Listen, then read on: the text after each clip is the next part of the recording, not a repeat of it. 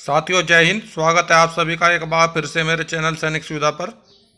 साथियों जैसा कि आप जानते हैं मेरे चैनल पर आप लोगों को एक्स-सर्विसमैन से संबंधित वेलफेयर वीडियो, रोजगार वीडियो व अन्य इसी प्रकार के महत्वपूर्ण वीडियो देखने को मिलते रहते हैं। इसके अलावा साथियों हमारे पैरामिलिट्री फोर्सेज आपके CISF, BSF, CRPF, ITBP, Assam rifles और अन्य अर्धसैनिक बलों के संबंधित वेलफेयर वीडियो भी मेरे चैनल पर आपको देखने को मिलते रहेंगे।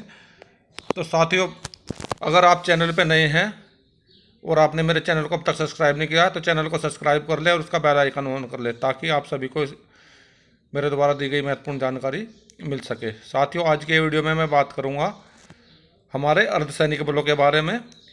साथियों हमारे बहुत सारे अर्धसैनिक बलों का पूछना है, मेरे पास कमेंट आते रहते हैं कि सर जैसे OROP 2 लागू हो रहा है, क्या उसमें हमें भी OROP 2 दिया जाएगा या नहीं दिया जाएगा। उसमें हमारे साथियों जैसे आसाम राइफल्स के कुछ लोग हैं वो मुझे बार बार कमेंट करते रहते हैं और पूछते रहते हैं।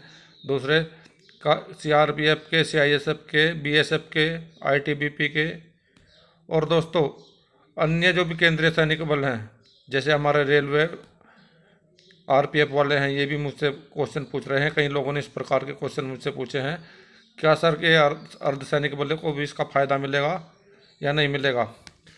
तो साथियों अभी मैं इसके बारे में आपको क्लियर कर देना चाहता हूँ। साथियों हमारी केंद्र सरकार ने 2004 से नई पेंशन नीति लागू कर दी थी जिसको हम NPS के नाम से भी जानते हैं। और साथियों इससे पहले जो पुरानी पेंशन नीति थी उसको ख़त्म कर दिया गया था। जो पुरानी पेंशन जिसको पुरानी पेंशन चलती आ रही थी, हमारे अर्धसैनिक बलों को पुराने पेंशन के हिसाब से पेंशन मिल रही थी, तो उसको 2004 के बाद ख़त्म कर दिया गया था। तो साथियों जब ये पेंशन नीति ही ख़त्म कर दी गई है तो इस पर OROP देने का तो कोई औचित्य नहीं बनता। दूसरा OROP दे भी दिया जाए उन लोगों को जो लोग पुराने हैं, जो पेंशन ले रहे हैं 2004 से पहले हैं, उनको OROP दिया जाना चाहिए और दिया जाना चाहिए था।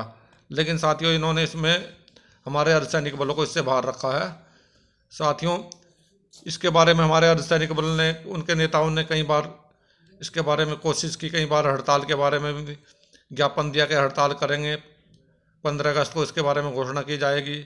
बीच में कोरोना के टाइम पे भी 2020 में इन्होंने इसके बारे में एक बार कहा था कि हमें OROP के बारे में 15 अगस्त को घोषणा कर देनी चाहिए प्रधानमंत्री जी को। और दूसरा दोस्तों इसमें एक बार हड़ताल के लिए इन्होंने कहा था, दिल्ली पुलिस से इजाज़त मांगी थी, लेकिन दिल्ली पुलिस ने इजाज़त देने से मना कर दिया था। कोरोना का हवाला देते हुए बताया था कि कोरोना चल रहा है, कोरोना में किसी को भी किसी प्रकार की कोई हड़ताल करने की या किसी प्रकार की कोई रैली करने की अनुमति नहीं दी जा रही है।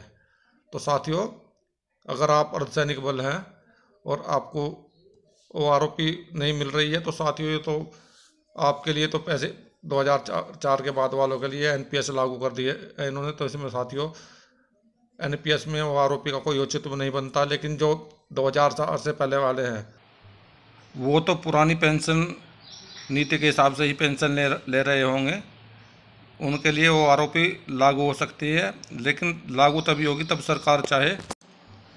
तो साथियों कुल मिलाकर बात यह है, जो भी हमारे अर्धसैनिक बल के एक्स सर्विसमैन हैं और उनका जो एक ग्रुप है, उनकी जो एसोसिएशन है, उसने इसके बारे में कोई ठोस कदम अभी तक नहीं उठाया है।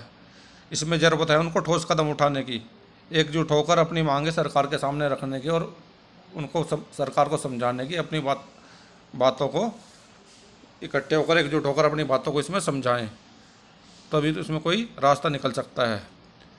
वैसे कई बार इन्होंने ज्ञापन वगैरह भी दिया है, लेकिन वो पूरी अच्छी तरह से जब कोरोना वायरस चल रहा था उसकी वजह से नहीं हो पाया है। लेकिन अभी एक बार फिर से एकजुट होकर अपनी बातों को सरकार के सामने रखें और NPS के बारे में भी रखें। NPS को ख़त्म करें, नई पेंशन नीति जो थी उसको कैंसिल करें, पुरानी पेंशन नीति लागू कराएं।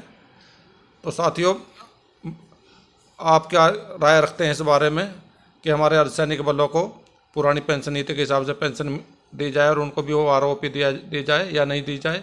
लेकिन साथियों मेरा मत यह है कि उनको OROP दिया जाए और उनको पुरानी पेंशन नीति के हिसाब से ही पेंशन दी जाए।